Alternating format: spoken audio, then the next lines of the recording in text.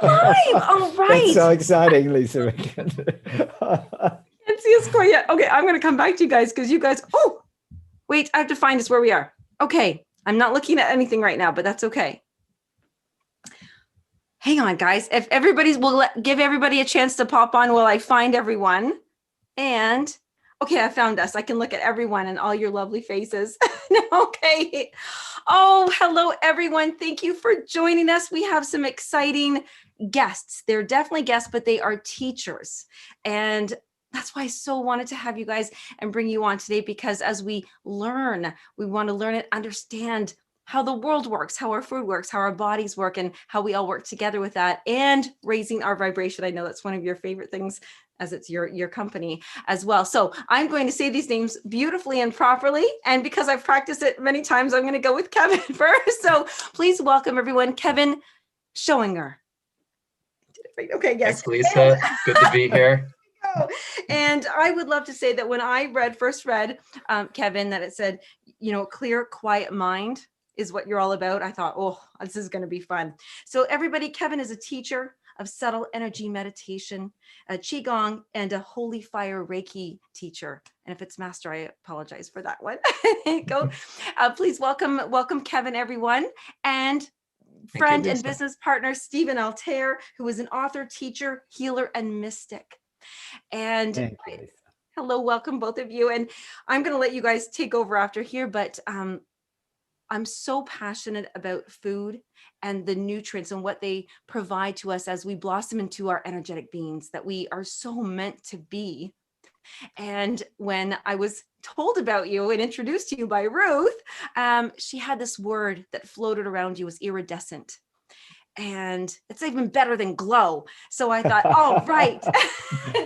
we do glow in the dark, Lisa. Yeah, yes. I see it around your head, Stephen. Right. And I wonder if people actually, I would love to restore faith that people can eat food and feel that way, and how do we do that? So let's spend our time together, everyone, and having Kevin and Stephen share with us, is that still possible? How can we make this difference? What are our choices, and how do you guys do this? How do you guys choose to be, your iridescent selves? Stephen, do you want me to start, or? Yeah, Kevin, you go. We have this pattern, a bit like Laurel and Hardy, Lisa, where Kevin often begins. So he's going to begin. He always has a charm factor. I just kind of fill in some space. We'll see about that. So the first thing that came to my mind was we teach a 10-week subtle energy meditation course, and in this course we're doing it right now with a group. And this very week in this course, one of the exercises is to do a food and mood log. Ooh. So what you do for 3 days is that you write down every single thing that you eat and drink, but then you track your mood, energy, and mental clarity within 30 to 60 minutes after you eat and drink that.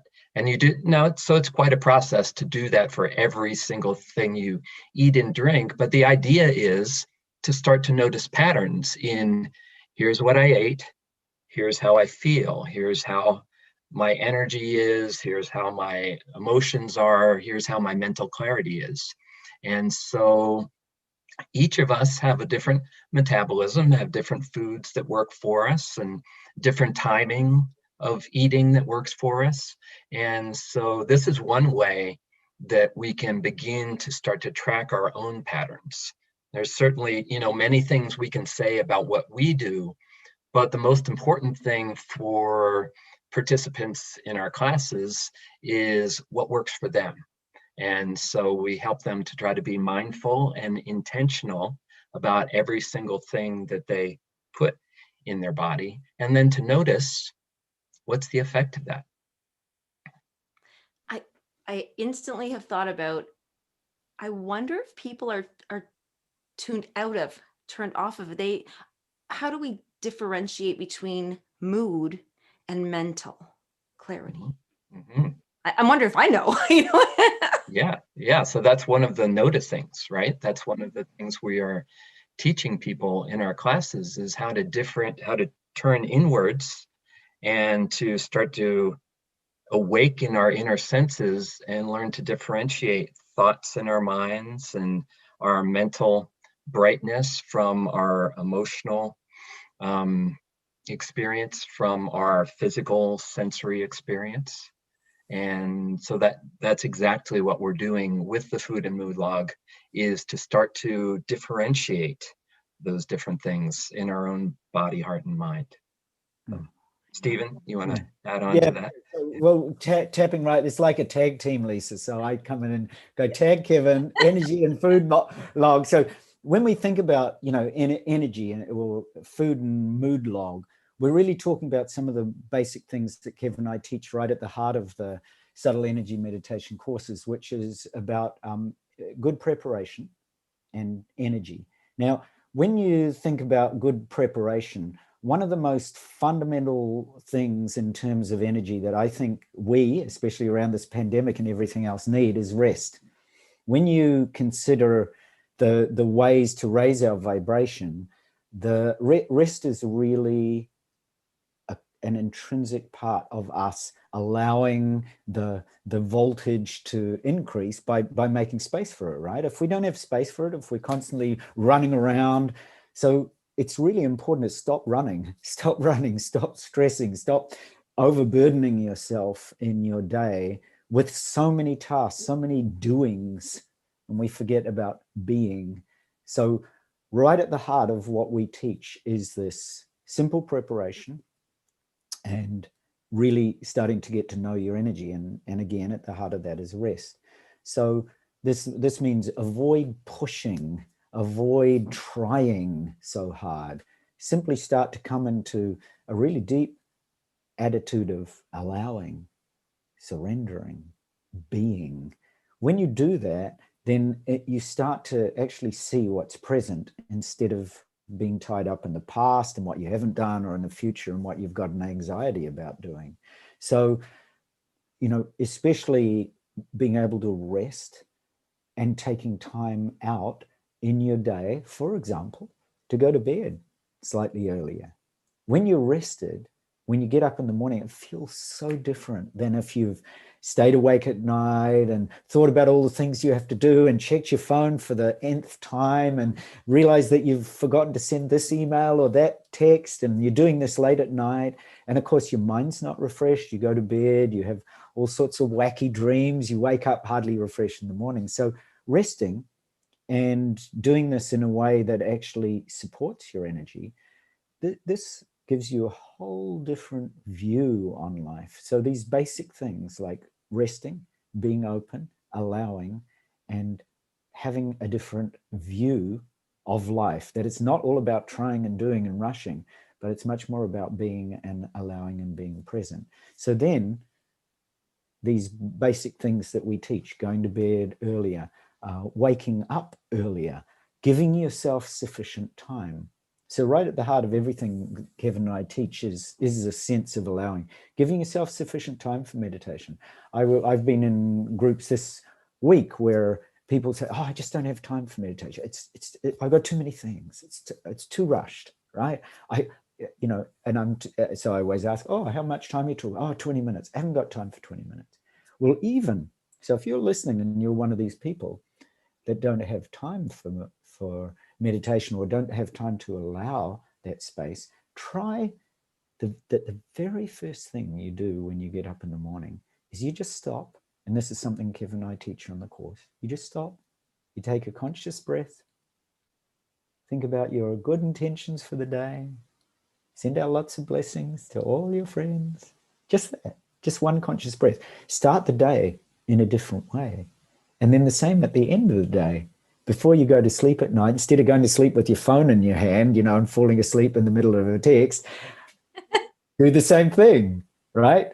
Rest, drop, sink, allow, smile, take one conscious breath, express gratitude for the day, do a little reflection, right? Send the blessings out to your friends and family, fall asleep in that state. So even those two simple things. And once you start to do that, then you start to bring your meditation practice not just on the cushion, when you're sitting, but off the cushion too, into your everyday life. So Kevin and I teach this, what we call check-ins, or conscious gates of awareness, or conscious check-ins, where at multiple times during the day, when you wake up, just before you sit down, before you start your breakfast, give some thanks, pause, take a conscious breath. These simple things are all related to this point that I was talking about: rest, taking rest and allowing space, and goes right back to what Kevin was saying about the food and mood log, because these are really very, very basic principles that can help you actually allow space to digest your food. How many times do we sit down to our breakfast and we're shoveling it in because we've got to go and care, we've got an appointment so we're not even present with the food that's going in our body. We haven't allowed space. So that was one of the points I wanted to make, was rest and allowing space. And it adds a whole different way of being rather than doing. Yeah, so Kevin, back to you. Yeah, so that pausing, that conscious pausing, to be more intentional in all areas of our lives, especially with the food we consume, and being aware of the effect that it has on our mood, energy, mental clarity, and then also taking it further, since this is Earth Day, being aware of how our food is sourced. Where does our food come from? What's the energy quality of the food? And that has a lot to do with how it's sourced. So food that's fresh and local and organic and sourced from local farms, for instance, has that energy quality that when we eat it, it feels different. It digests differently. It fuels our body in a different way. And so one example I have of that is that we buy raw organic milk and eggs from a farm that's just about 12 minutes from us here. And so we're not only is the cow milked that morning that we get the milk, but the cow is walking on a wide pasture with its hooves on the earth, absorbing the energy of the earth and in the sunshine, and breathing the fresh air, and within a small community of other cows, and well and lovingly cared for. And I was talking to the farmer, and the farmer said the cows even love the whole process of being milked, and there's 14 cows, and they have an order that they go in. And here the first one comes in, and they just know when it's time. They come in and they line up like all 14 of them, and they go through this process, and they're so cared for, and they're so healthy, and they're so happy with what they're doing, that just has to translate into the milk that comes out of the cows, and then us getting it fresh there every week. And it's not pasteurized, so it doesn't have, everything is, as all the natural digestive enzymes, and everything from the grass that it's eating is right there available in it. And that has a whole different effect on your digestion, on your absorption. A lot of people can't say, oh, well, I can't drink milk. Well, the reason you can't drink milk is because it's processed in a certain way, and the way it comes to you in the store is not digestible anymore. Mm-hmm. And so that's just an example of how you can be aware of, okay, not only what am I eating, but where does it come from? And how are the animals or plants being treated? And, what's the environment that they're in, and how is the food processed and delivered to you? And that brings a whole different intentional quality into everything that we eat. And I know Stephen, he has family connections in organic farming, right? Yeah. So I was just thinking, Kevin, that exactly what you said is so beautiful about, eating locally sourced products as much as possible. So, eating whole, pure, fresh foods that are locally sourced means, in a way, I think of it as embodied sunlight, right? The sunlight kind of that is charging your food electromagnetically. When you know the source, Lisa, and you're really present to where it comes from and its processes, then you can be that much more in tune. A lot of it's about, attunement and coherence. We're talking not just, we're often measuring brain waves and heart resonance, but we also want to be in tune and in resonance with our environment. So I'm fortunate. I'm here in Japan, and my aunt, so on my wife's mum's sister, runs an organic rice farm. So we know where the rice comes from. We help plant it. We go over there and get sacks of rice. So we use locally grown rice, and the miso that we use in our miso soup. So that is also made by my wife's mum. And so they've got a little market garden, just as Kevin was saying. So we're fortunate to have that. And then so we've got plants here on our property, but they've also got plants.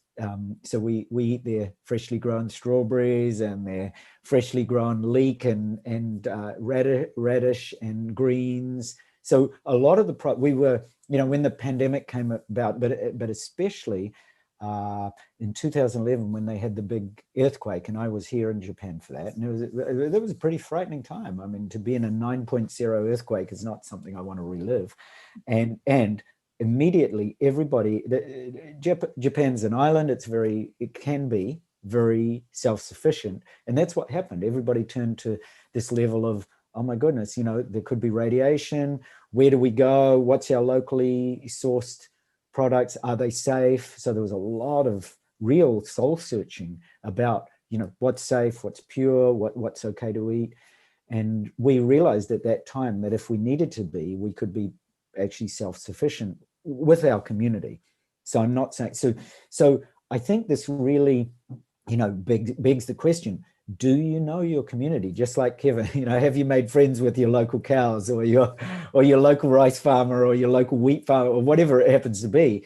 Take the time to just get to know what's in your area. You might be really surprised. Even in the city, you might find suppliers of organic produce or people who have direct lines to, that you might not ever have considered. So here, as Kevin mentioned, I'm fortunate I live in the country and I have access to a lot of, we're literally right at the edge of a forest where there's big market gardens. So we could walk down and just trade with the farmers there.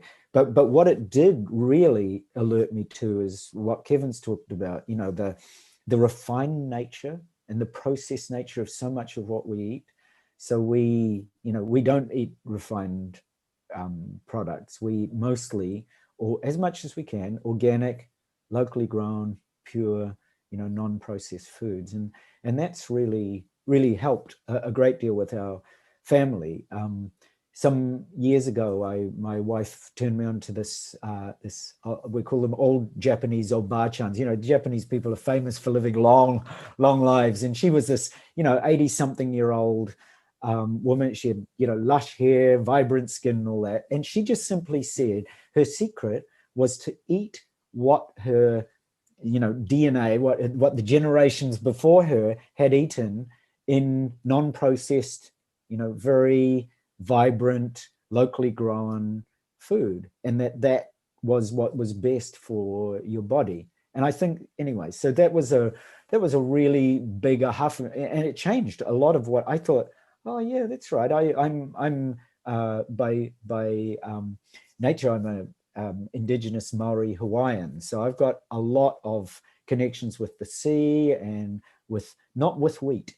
And I had an allergy to wheat some years ago, and as soon as I went off it, I felt more vibrancy, more life because of cutting out gluten. And so when I thought about what she said, I thought, yeah, well, my ancestors never ate wheat. They ate, taro or potato or sweet potato and corn, and so when I looked at that and much more closely at what was kind of naturally present in the environment and what could be locally gained, it was a real eye-opener. And I made friends with, just like Kevin made friends with his cows, made friends with lots of the farmers around here that I just never would have known if I hadn't taken that curious step. You know, in raising our vibration, Kevin and I talk about mindfulness as being the curious observer. Now that means in all areas of life, you know, be curious about your food, be curious about where it comes from, be curious about who's supplying it, and be curious about the opportunities to really eat pure, organic, non-processed, locally grown food. Thank you, both of you. And Kevin, I was one little quick thing to say to each of you. Kevin, I actually have had the pure pleasure of milking cows. And, Awesome. and do you know what? And I remember when the very first thing he taught me was they tend to really enjoy when a woman would milk them, only because they were more gentle. And so that's not a male or female thing. It was more that safety. The cows are so happy to be milked. They're full, they're ready to go, right? They need to be milked. You can't not do this. But it's they care how they're treated. And we all know, and thank you for mentioning what would be produced in milk and what's taken away, because the more grass they can eat, the more vitamin D, the more CLA, so there's all these benefits. And then I was going to jump over. I had the pleasure of interviewing a man who his whole family grows, it's funny to say grows rice, but I learned that the actual rice fields provide homes for over 200 species of different birds because it's in this water. So it extends beyond just like, it's all a part. So I get the difference now between glowing and iridescent. It's taking it up a notch.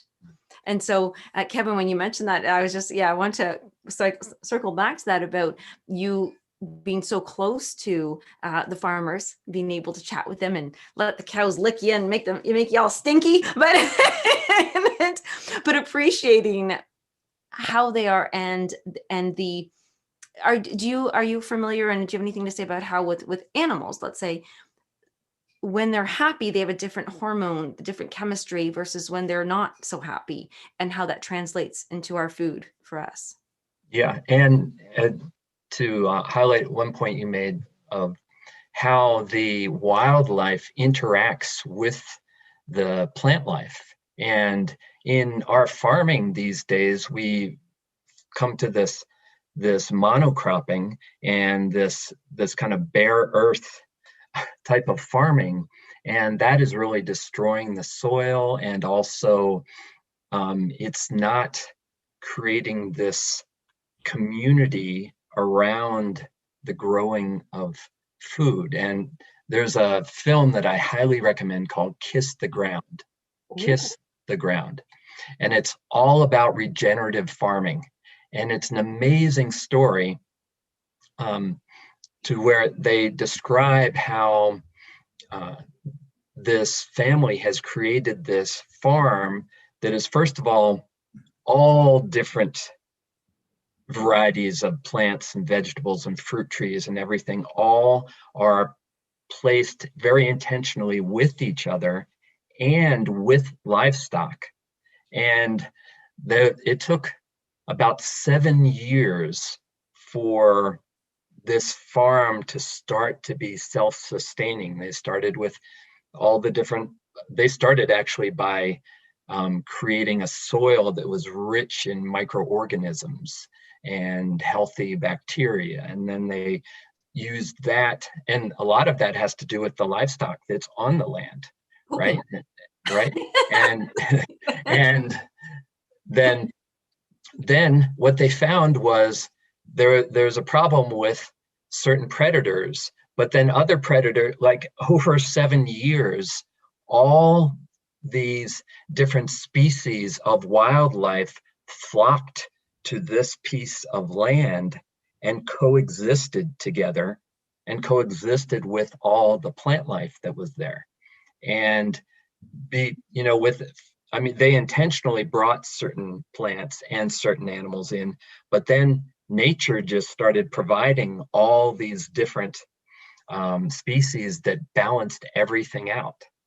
And anyway, it's Kiss the Ground. It's all about regenerative farming and a whole new way to educate farmers and these are, Stephen mentioned the Maori people.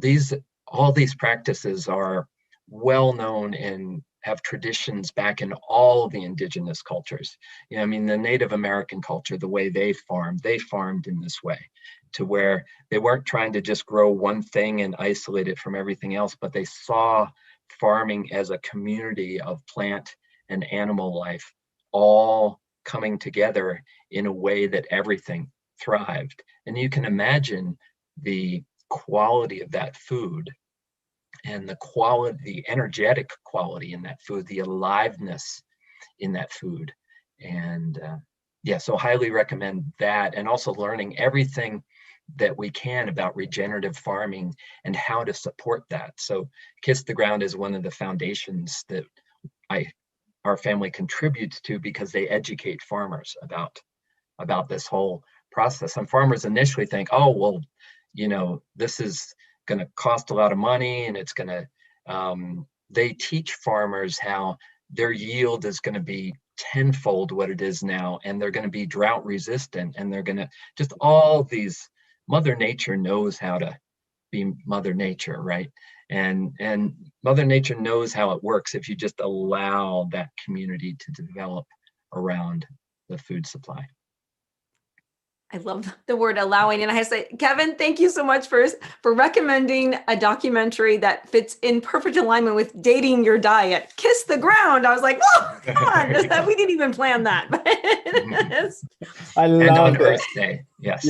Yeah, I love that on Earth. It's funny, the Lisa and Kevin, because years ago when I first came to Japan, so this is more than 30 years ago, when I just got out of university, I went and I studied with a farmer who taught the principles of nature farming in Japan on an island called Shikoku. His name was Fujiyama-san, and he essentially taught the principles of a guy or a Japanese philosopher actually who spoke about nature farming, and his name was Okada, Mokichi Okada, and his basic idea of nature farming was simple. It had these simple principles that whatever you produce has got to be safe and nutritious and ensure good health. And number two, that it be economically and spiritually beneficial to the whole community, not just, what Kevin, you were talking about, the whole ecosystem. And then three, be sustainable and easily practiced. And four, that it conserve and protect the environment. And five, that it produce food of high enough quality for consumption to feed the world. So that was his basic premise. And so I studied and spent time on that farm, right in the years ago, and it was just wonderful to watch. He had such a relationship with the plants and the animals. So this goes back to what you were talking about flow and allowing an emotion. And when the animals are actually allowed to produce naturally, then there is a whole different emotion and enzymes and so on that are produced in the milk or in the food or whatever. And the same goes for plants. When you think about it, we're talking about communicating not just with the animals and realizing that they are our family, but it's the same with the plants and the wildlife and the forests. So in Japan, one of the first words I learned in Japan was shinrin-yoku, which means forest bathing, or to take a forest walk, get out in nature and actually commune with the forests and listen to the birds and speak to the water and commune with the trees. So any of you that really have deep connections with trees that are listening, you'll know what I mean. They're part of our family. We're interconnected, so this sense of allowing also then naturally translates into an interconnectedness where, not only are we talking to you here, but any of the plants in your room are listening, and your pets are listening. And when you're out in the community and you're taking a walk in the forest, the trees are listening. I mean, they have root systems that communicate in ways much beyond the abilities of human. We have to use the internet or mobile, but the trees have got it down pat. They've been communicating for centuries in root systems. So the when you look really deeply at what you're talking about, you know, allowing flow, and then the positive emotions that go with that, and the way that we look after our animals, and the way that we look after our environment and nature and lifestyle, all of it is about this sense of interconnectedness. All of it is about that sense of allowing and raising our vibration. And as we assist our, you know, community, our animals, our forests, our plants, our ocean, our water, to, you know, when we think consciously about raising their vibration, that is just as important in our food. Then you start to realize the incredible interconnectedness and the power of that for our planet. That is so huge, Kevin. I was going to ask you, because subtle energy meditation, both of you teach this, and when you're talking about roots and then interconnectedness, and I went, oh, okay, so we have a root chakra, and plants have roots. I'm going to sound really naive here. That's okay. Is that the subtle energy that we can connect with, or is it that everything in our vibration is connecting with the root systems of mycelium, you know, mushrooms, and how their roots just spread across the whole like a web? You know, can you speak to roots, please? Yes, I'd love to. And you know, in Qigong meditation, which is one style of subtle energy meditation, one of the main things we do is really focus on our connection with the ground, with the earth. And just getting back to that kind of that idea of kiss the ground. Well, this is putting our bare feet on the earth. And the earth is actually a charged surface, an electrically charged surface. And when we put our bare feet on the earth, you know, we talk about what we take in terms of food and drink, but what we take in terms of the elements is just as important. And we are actually designed biologically to be in connection, real connection, with our bare feet on the earth. And that's how our physiology developed, was in contact with our bare feet on the earth. So you may or may not be familiar with this idea of earthing, but there's a book, Earthing, that you can get. Also, there's another documentary called Earthing that you can get. And that's one thing that I do every day, is take some time to go outside, and I'll sit and I'll read, and I'll have my bare feet on the grass, so that I'm actually charging. Oh, we're getting a little frozen. Okay, can you hear me now? The electrical charge is going through you so much, Kevin, that you froze. Okay. Am I back? Yes, you're back. Yes. Okay, good. So anyway, putting your bare feet on the earth, your body is actually an electrical system, and your bones and muscles and connective tissue are a matrix in which electrical current runs, and that is the source of energy for your cells, along with your food and your drink. But having your bare feet on the earth, you actually absorb the electric energy that's in the earth, that actually comes from lightning strikes on the earth.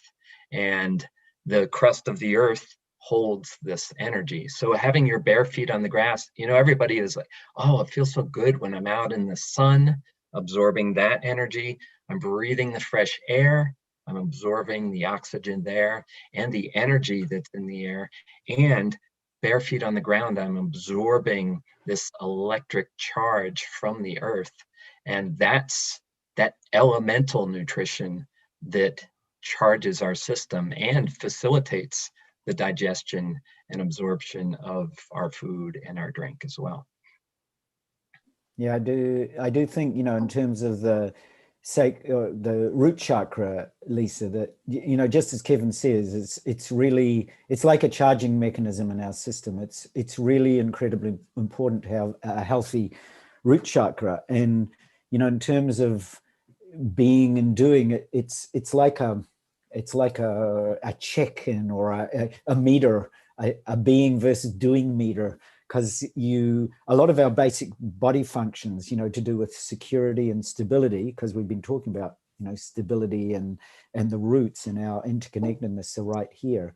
So when you go to the root chakra, it's really talking about the connection between what we think and what we do, and how much we either are doing out of disruption or conflict, or whether we're actually doing in harmony with being, with who we truly are.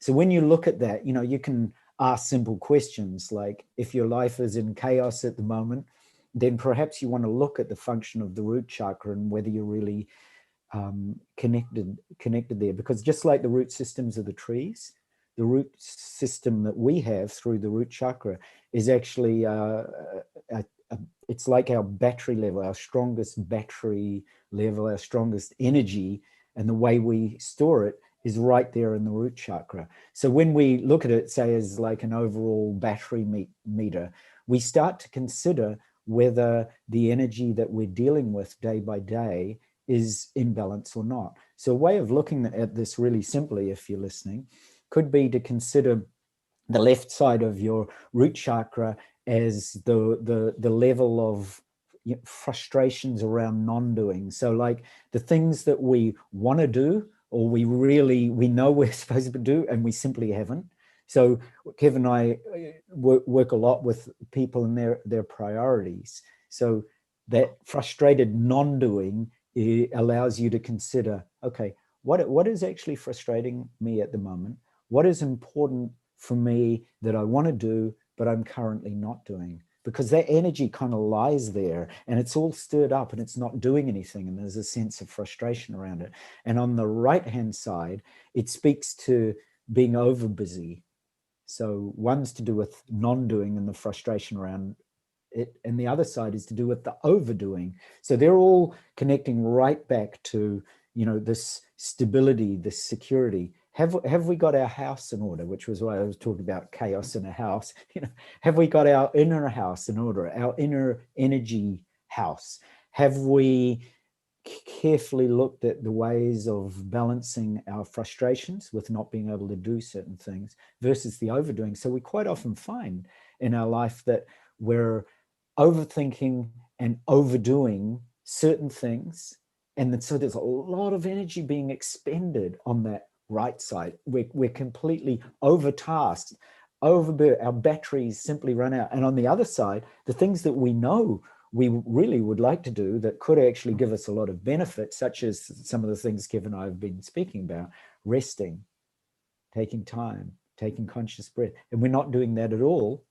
And this overdoing is simply overtaxing our body. That's all root chakra stuff. That all points out simply to a lack of interconnectedness. We just simply don't recognize that this overdoing is, we haven't found our simple point of stability, which is an inward space of peace or light or love.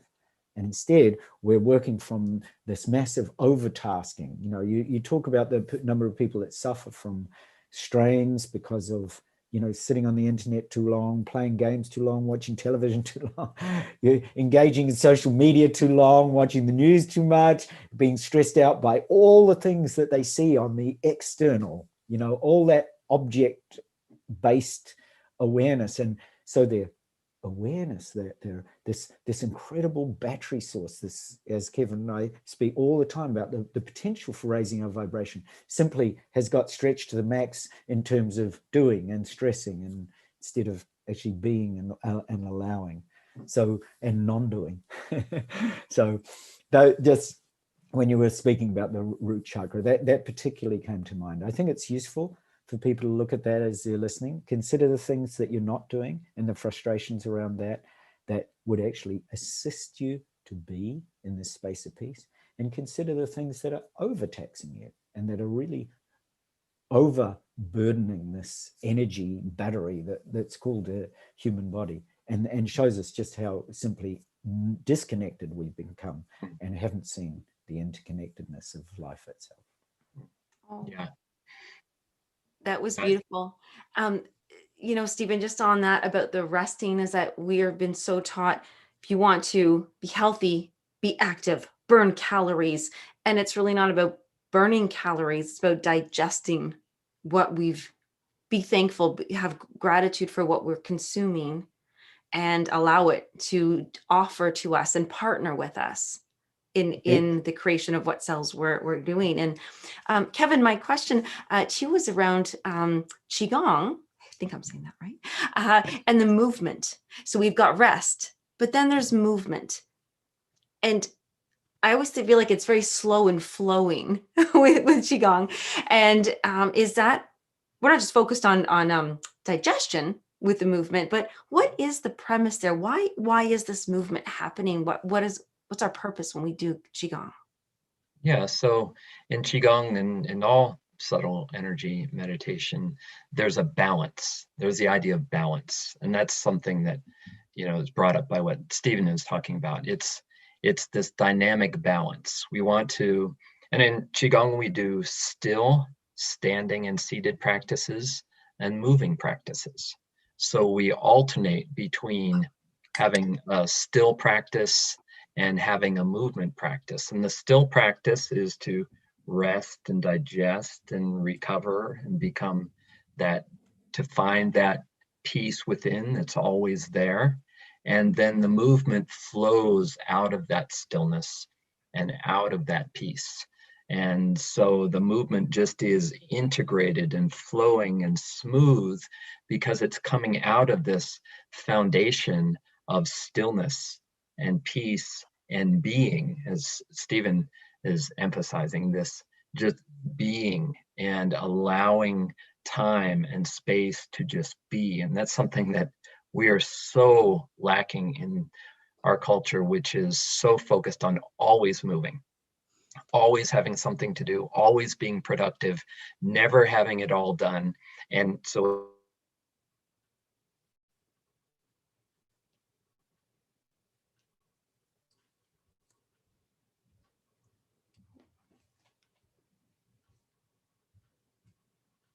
I've lost Kevin. That's okay. You've got me, Lisa. Okay, I was like, oh, did I lose him? Did we all lose him? Oh no. Yeah, no, so just I'll just chime in on Kevin. I'll just chime because he's like pausing. So I'll point to him, So well, I just wanted to say that, in terms of Qigong, because like Kevin, I also train Qigong and Tai Chi and lots of, and also Kundalini practices. So I'm gonna just switch on to Qigong and Kundalini, because when you consider it, let's talk about the over busy energies, right? What happens when we got that over? It takes us away from the stillness and the spaciousness, and the energy of over busyness kind of veers off to the right. It's almost like this Kundalini or Shakti. So you mentioned the feminine power of being with cows. I just adored that. That was just such a beautiful kind of love message to the, if your cows aren't giving milk, send Lisa. So then the cows will give milk. I just adore that. So and it's pretty much the same with, if you consider the right hand side, Lisa, it's like yang energy. It's very active, very and the feminine yin energy, which is often forgotten in this over busyness. That's what happens to our Kundalini as well. So the Kundalini or Shakti, this pure energy that actually rides straight up through the central channel to be liberated in the crown, and it forms this beautiful torus field, and it can allow you to tap into so many mystical and supernatural powers, even through an understanding of how that actually works. That when you're veering off to the right, when there's just too much activity, and there's too much energy, just as Kevin was talking about with Qigong, that's too much yang energy. So there's this oversupply, overtaxing, emphasis on doing. So there's too much yang. So the Kundalini or the Qi gets diverted. Instead of it going straight up the central channel and into this torus field, it's now diverted off to the right. So it's kind of sitting in clumps of energy. And that's often why people develop, ill health and all sorts of other resistances and obstacles, because the energy just simply is not channeling through the winds and nadis and meridians in an easeful, flowing and open way. It's often been diverted and simply through the way that we've placed our attention is on this over busyness and overtaxed kind of lifestyle. So it's interesting when you think about that. So there are you over on the yin left milking the cows in this beautiful way, and noticing how that, you know, opens the opportunity to allow flow and easefulness, and from this inwardness of peace allows energy to rise naturally up the Schoeninger and flow into that torus field. And when you're, you know, when you're off balance and you've diverted too much attention to doing, then you've wandered right over into the yang style of the energy field, and the vortex literally moves on. It moves out of your central channel, and you start to realize, you know, you get headaches, you got all sorts of tensions, and these are just simply symptoms of you not understanding either your interconnectedness or this flow of energy, which was also what Kevin was talking about in terms of Qigong. And Kevin's back. I'm back. Yay, my computer just decided it was going to restart. So it was resting. All this talk of rest, it said, yes, it's it resting. just said, oh, I've been overworked, I'm going to restart. So it did. It's so exciting watching it playing out in front of us, right? In the literal field, we're all, you know, we are definitely interconnected with Kevin's computer.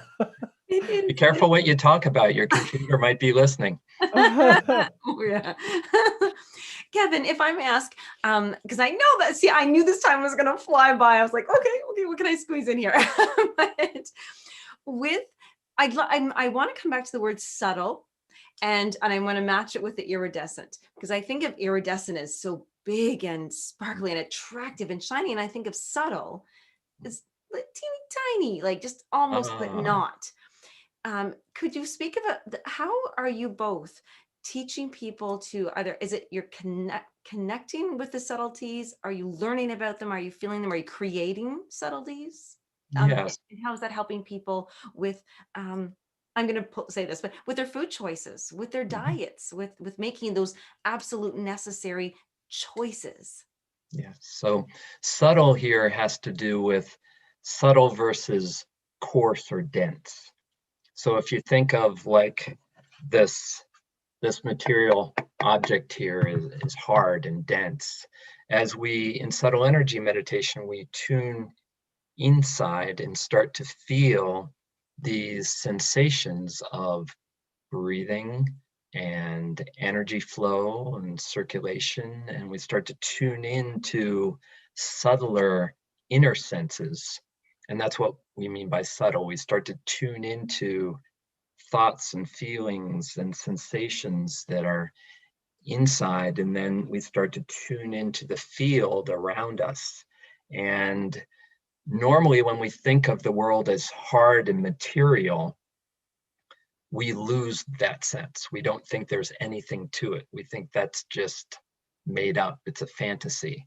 So what we do is we teach people to turn inward and start to sense and awaken inner senses to where you feel. We start by just feeling sensations of posture, feeling your feet on the ground, feeling the relaxation in your hands, feeling upright posture. All these have a subtle sensation in your body that changes how you feel.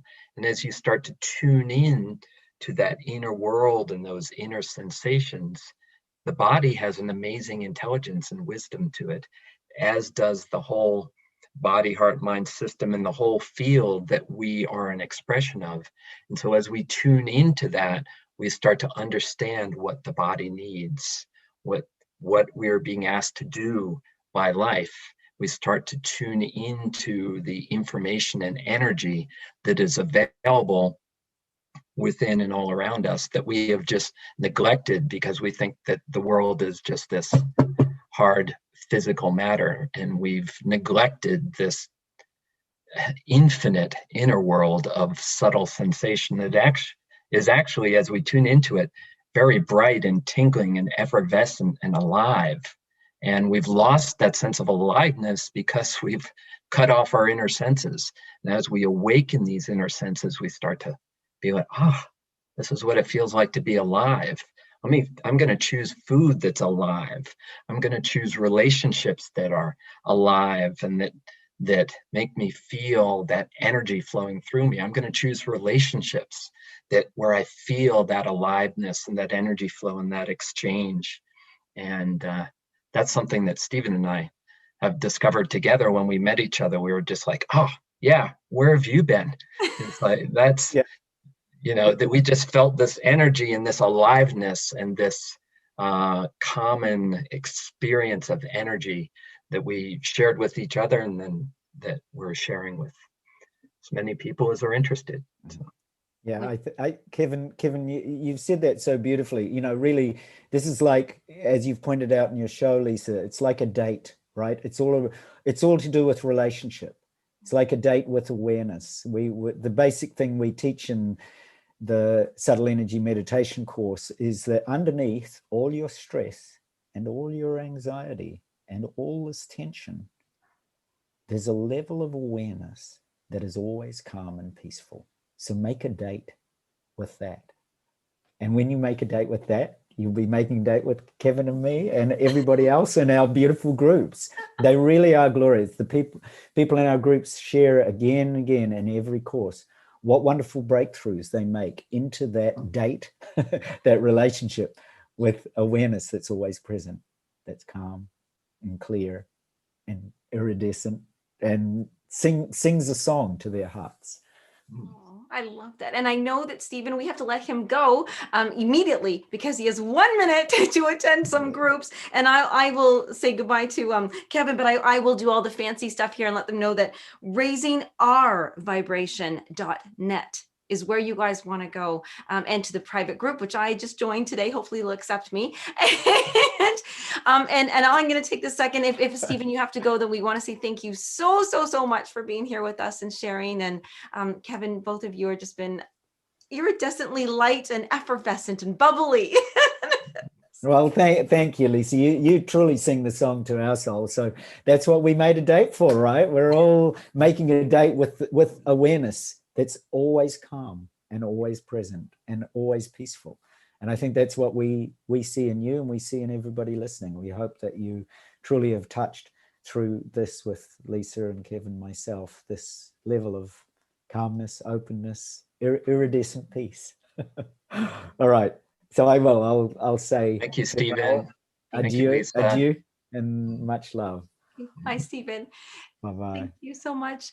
And Kevin, I'll take my last 30 seconds because if you could just quickly, the website is very different than the group, the Facebook group. So I've asked to join the Facebook group, and I still want to raising our, not your, but our vibration. But then when they go to the website, raisingourvibration.net, that's where they could begin a course with you and share in a course with you. Yeah, so raisingourvibration.net, you can find out about the 10-week course, subtle energy meditation course that we've been talking a little about. We have a book called Raising Our Vibration, which you can get on Amazon. And we have an ROV meditation app in which we have, that's on Google or on Android and Apple. And that has a wealth of meditations to help you connect to that, all the way from just having a few moments of de-stressing and finding some peace within, all the way to cultivating your subtle energy and cultivating health and vitality in your subtle energy field. So we have, over 100 meditations on there, and we have various different sections that relate to relationships or your health or de-stressing or spiritual growth or subtle energy meditation. So that's all accessed through raisingourvibration.net. And then we have a Facebook group, Raising Our Vibration Community. Yes. That's a Facebook page. Yeah, so we'll make sure we accept you on that. Yeah, let me in. And on there, we have a wonderful community of people who post on meditation and higher consciousness practices and all the types of things that we've been talking about today. I appreciate that you said the word cultivate. because as we are speaking of food and farms and cultivating, that's what we're doing. We're cultivating, and it comes through nurturing, and it begins inside. And I'm so excited to hear about this app. I didn't know, so I'm going to go look that up right now, because as your question to enter the Facebook group was, what do you know about meditation? And it was only recently that I learned from my very good friend and partner is that meditation can be done in one single breath. And when I learned that, I thought, well, then of course I can do it. And so now it's a matter of having the community around me to support me. And so I'm really excited about joining with the app as well. So I make that invitation to anybody watching at all. So, Kevin, thank you so much for both of you taking this time and helping to cultivate our relationship. Thank you, Lisa. And that idea of one conscious breath is a wonderful thing to end on. And how do you do that? How do you take one? You'd think it'd be, oh, well, that's just self-evident. But if you just take a moment and you close your eyes and you tune in to your body and you notice the sensations of breathing wherever they appear, arise in your body, and then notice the moment you begin to inhale. Take a nice long in-breath until you naturally pause. And then notice the moment you begin to exhale. And follow the sensations of breathing out until you naturally pause. And then just notice how you feel. And then open your eyes. And it's as simple as that. Like a reset. So I appreciate a reset. Yes. Thank you. Oh, that was beautiful. Thank you so much. And thank you everybody for taking the time and joining us. And I hope that you all feel very iridescent just from being here today. Thank you, Kevin. We'll talk to you very, very soon. Thank you, Lisa. Okay, bye everyone. Bye, Kevin. Bye, Stephen. Bye. Bye-bye.